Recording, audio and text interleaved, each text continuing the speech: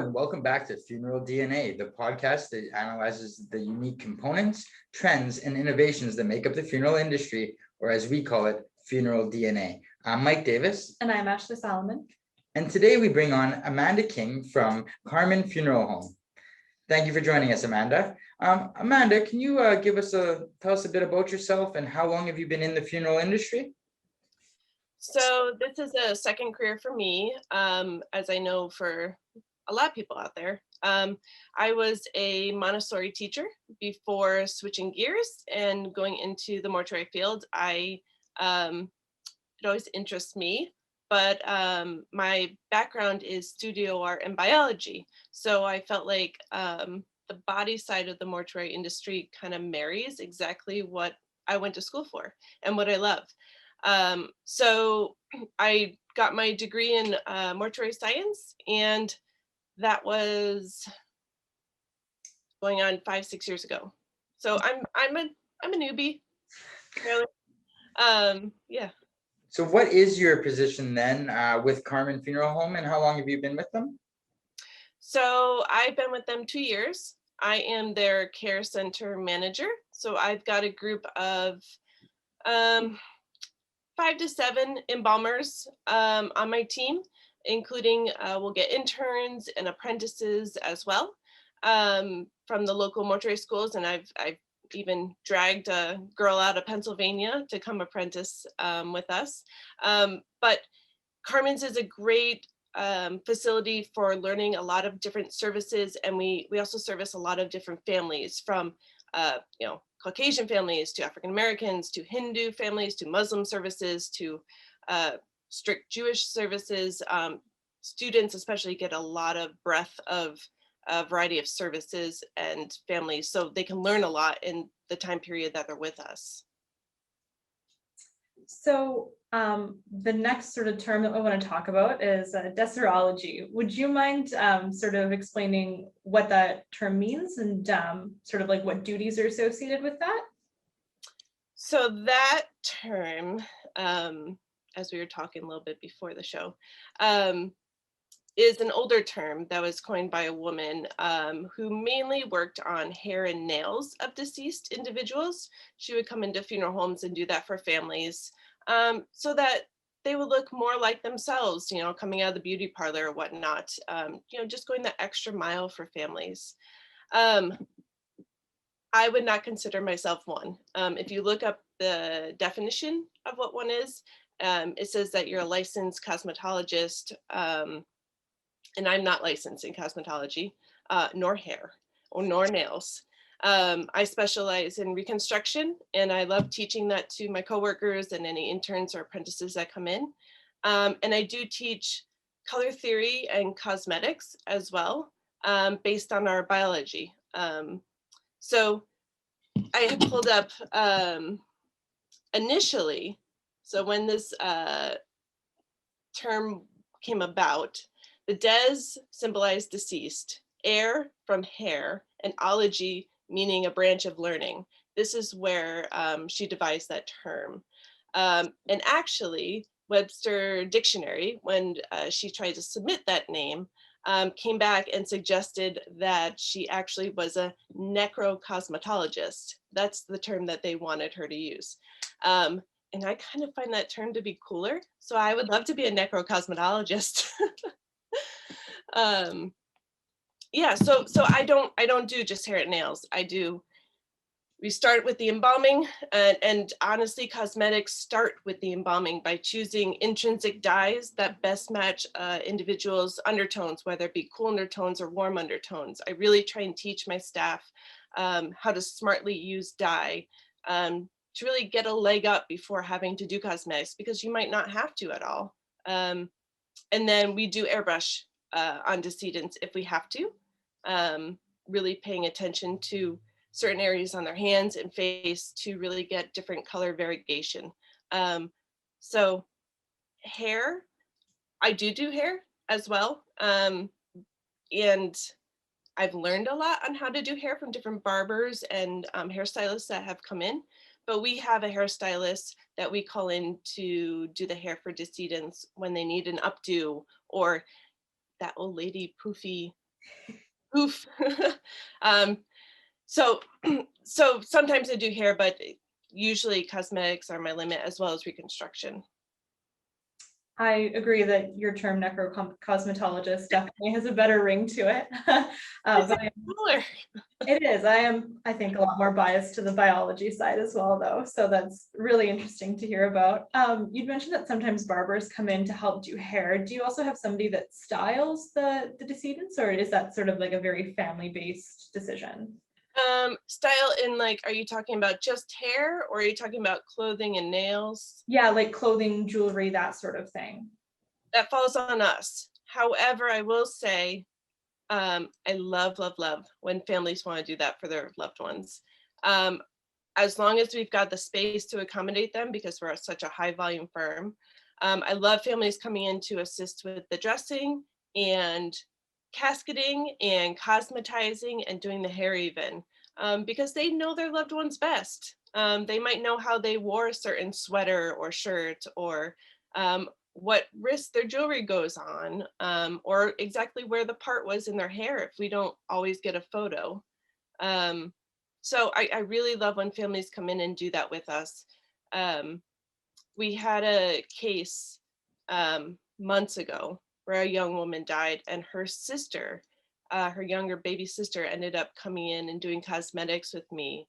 And she was so touched by the fact that she was able to do that, and we didn't, shut the door on them, that she ended up donating all her older sister's makeup to us to use on other decedents so that it could continue helping people. And she donated her hair curler, and iron and stuff. And so it can mean a lot for families to be able to come in and do this too. So we are typically the ones to dress, though, and get everyone set, unless a special hair updo is ordered by our hairstylist. Or I will say too, especially being next to Hartford, we have a large African American community that we serve, and their barbers are their best friends, so they'll come in and do their hair. And I love being able to spend time with them when I can, just to learn some tricks. I had one barber give me his liner pencil even to use on other people, and he showed me how to use it. So I laugh that they're teaching me, but I tell them how grateful I am for sharing their knowledge. So obviously, if the family can come in, then that does make sense. They know that your client, but they know their family member best. They know the way they part their hair and the way they do their clothes. If they're not able to, then do families present you with reference pictures? Is it typically like a more recent picture? Do they go back to, the time where they wanted to remember them as? What does that look like? Is there a mix of both? I'm laughing because you'd be surprised how many people, and this is something in the field industry, say someone was 98 when they died, and the family will bring in a picture from when they were 11, and they're like, "This is our loved one," and I'm like, "Great, I'll put her hair in pigtails." Like, unfortunately, this is the downside a little bit for working at a high volume firm like this, where we have a care center. We are not the people meeting with the families to discuss what their loved one's going to look like. It falls on the funeral directors that are making the arrangements with the family, and we're more behind the scenes. So we do the transfers, we do the embalmings, we do the sanitary cares, which are like the bathing and washing, and we prepare everyone. So we have to rely on our funeral directors to get us those photos. And there are some families out there where you explain why you need it, and they just either can't supply it, or they're just, too grief stricken, or just don't comprehend.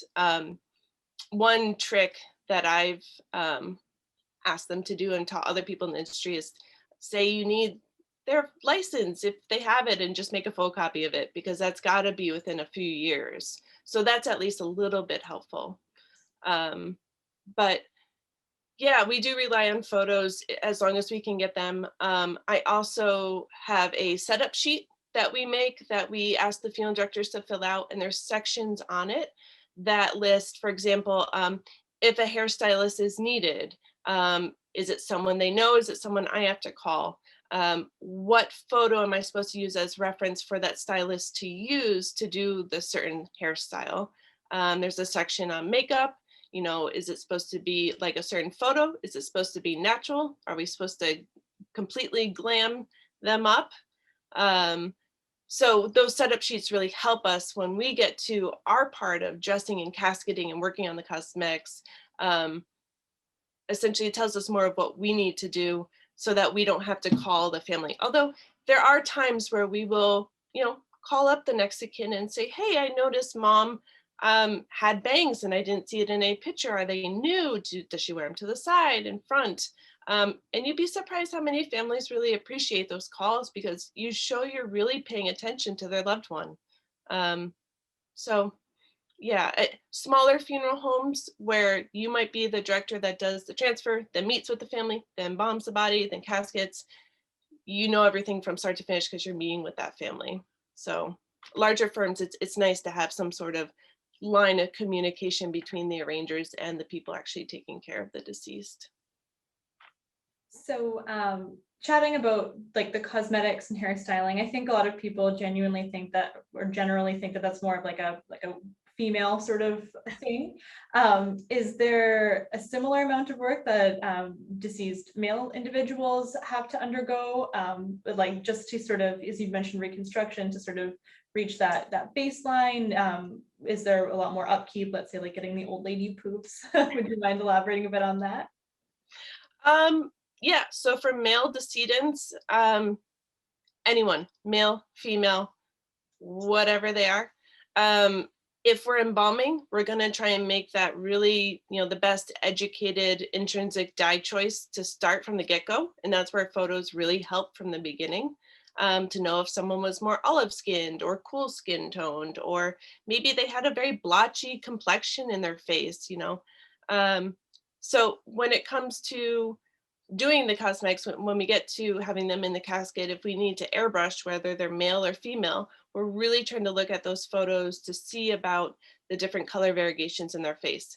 I love airbrush because it's super light, and I use Dynair so that I can use it on both unembalmed and embalmed individuals, since it's made for live people. Of course, it's going to work on unembalmed skin.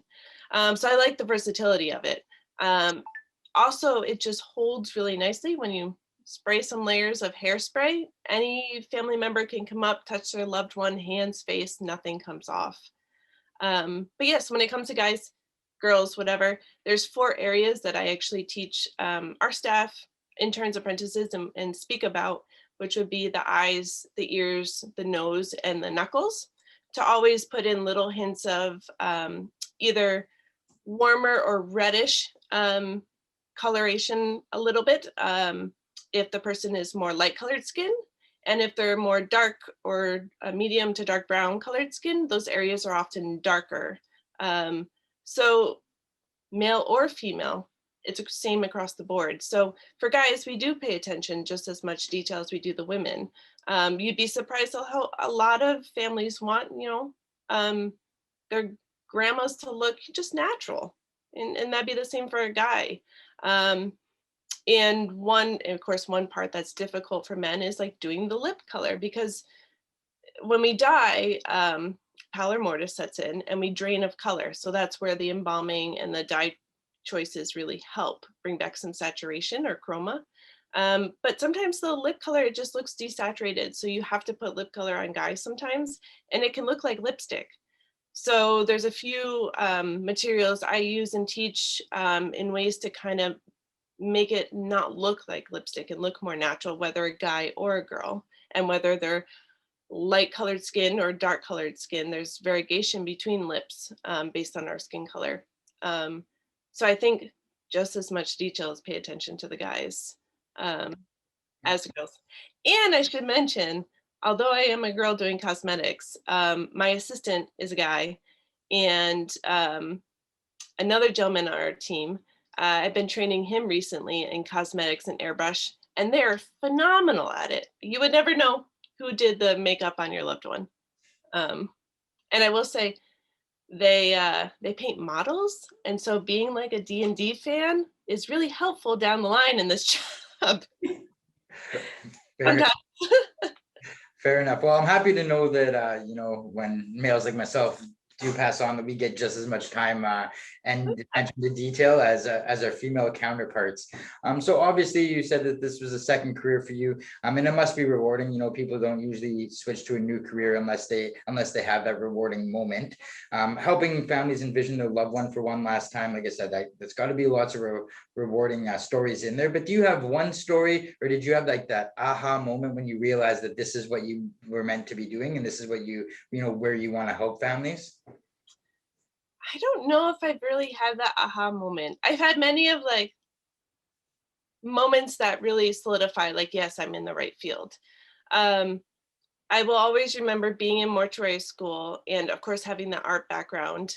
My restorative art teacher telling me that, oh, you'll never do, no one does reconstruction. No one does that anymore. No one spends that time. No one wants to pay for that. You'll never do it. And of course, like that one moment where I was like, oh, this will definitely work for me, just became crushed by him. And I was just like, oh, okay. And then by chance, I met Bernie Fountain, who I apprenticed under in Missouri. And of course, he is like the king of reconstruction in our field. He was so and still is incredibly innovative. He still teaches, and a lot of the reconstruction, well, almost all the reconstruction stuff that I know and pass on, it comes from him. So I didn't get a aha moment, but I got a haha moment. Like, you're wrong. Now I do it as well, and I teach it, and there is a big need for it.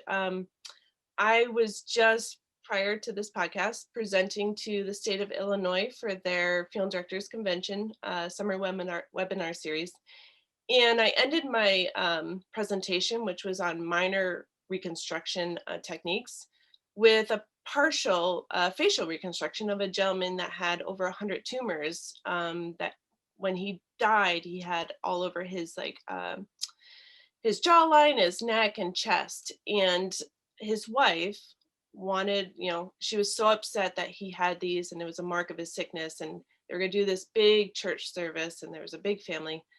I offered to remove them, and she jumped on that opportunity and let me photograph it for educational purposes so I could teach other people how to do this. And I just remember it brought them so much peace, especially her, to know that he was at peace without that sickness on him, just, haunting him forever. He was able to just be laid to rest at peace as himself, as she knew him, and as his family had known him before the sickness. So there's times like that. I mean, moments like that just solidify I'm doing the right thing. And it doesn't matter if I have to stay up all night working on a case or whatnot. These families only get to say goodbye once. You only get one chance when you lose someone, or when they die, I should say. So anytime these families want to be involved, and I'm all for it. Well, that's a very beautiful story there, and I can just picture that they want to remember him that way without having to having that final looking of the disease and what possibly caused his life gone. And with cremation now being on the rise, especially even last year with the pandemic, we saw cremation take another huge step up.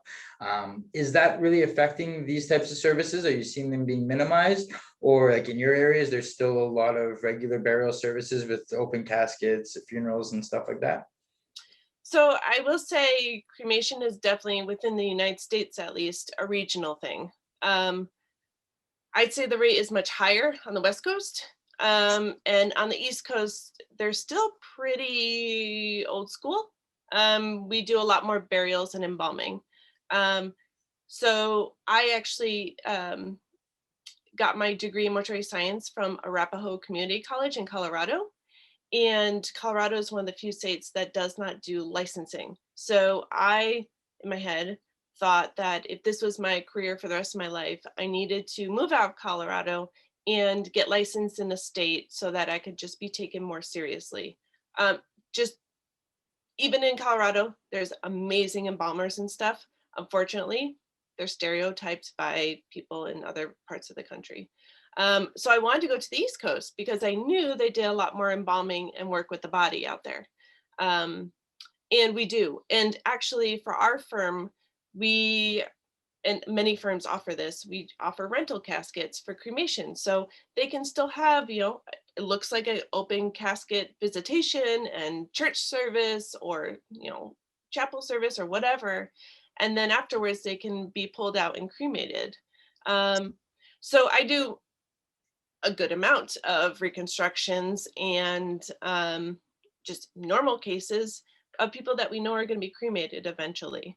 And again, we're fortunate that we have a lot of different families that come in, and they're open to the idea of, letting us reconstruct so that they can get that final goodbye. I will say too, another case that comes to mind is, since we're close to Hartford, there was a plane crash. God, I don't know if it was last summer or the summer before at this point, because COVID has fogged my mind. One of the victims of the plane crash, I was able to partially restore him so that his wife could see him and say goodbye. She needed to know it was him in the crash. She just needed to know. And in those types of situations, your brain kind of tricks you. It can make you think, oh no, he wasn't in it, he didn't get in it, or something like that. So her being able to see him and sit with his body for, she ended up staying with him for 2 days. She sat with him one day, and then asked to come back the next day. Just meant the world to her. So I'm great. And then he was cremated. So I'm grateful to, work with a group of people that, we really try and give everyone that final goodbye if they want it. Okay, if you could leave our audience, or people sitting at home that are thinking about needing your services, or perhaps those next level apprentices or the interns that are going to be coming through and going through your shop, if you could leave them with one piece of information regarding this type of service, what would that be? Oh God, you don't know what you don't know. I'll say I'm just constantly learning. And as much as I love to teach this stuff, I equally love hearing from people, and those in attendance, just tricks that they have and tricks they've known and what's worked for them. And I think it's our duty to spread our knowledge within this industry so that together collectively we can give these families, the best possible last views. I don't think we should hoard the knowledge, share it. All right, well, thank you for your time, Amanda, for coming on. We really appreciate you being here. Thank you, Michael. And thank you for those listening at home. Once again, this was Amanda King with Carmon Funeral Home. And stay tuned next week for Funeral DNA, our podcast where we will analyze the unique components, trends, and innovations that make up the funeral industry, or as we call it, Funeral DNA. Bye for now. Bye, guys.